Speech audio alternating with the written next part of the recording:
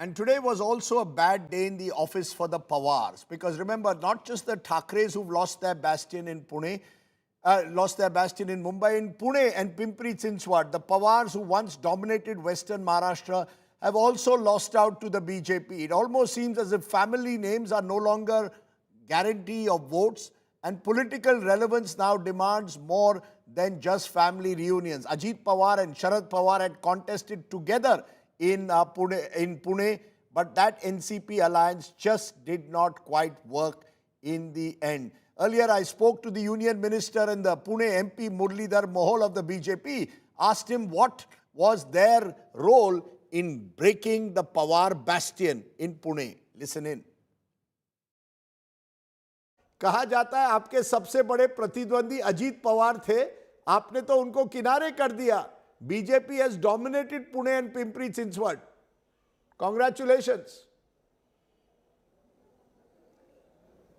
Thank you sir, thank you.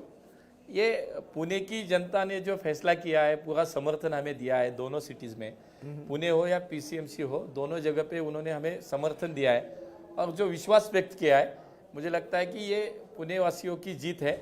उनको जो उन्होंने जो समर्थन दिया है उसके लिए मैं उनका आभार भी व्यक्त करना चाहूँगा. और काम करने वाले लोगों को उन्होंने चुन कर दिया है.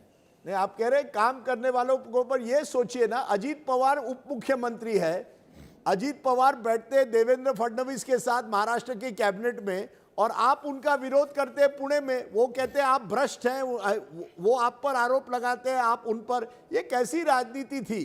क्या अजीत पवार आपके दुश्मन है या दोस्त या सहयोगी? क्या है कि ये राज्य के सभी नेतृत्व में ये तय हुआ था कि लोकल बॉडीज की इलेक्शन जो है वो अलग अलग लड़ेंगे. उसमें नगर पालिका, नगर पंचायत की इलेक्शन भी हो गई.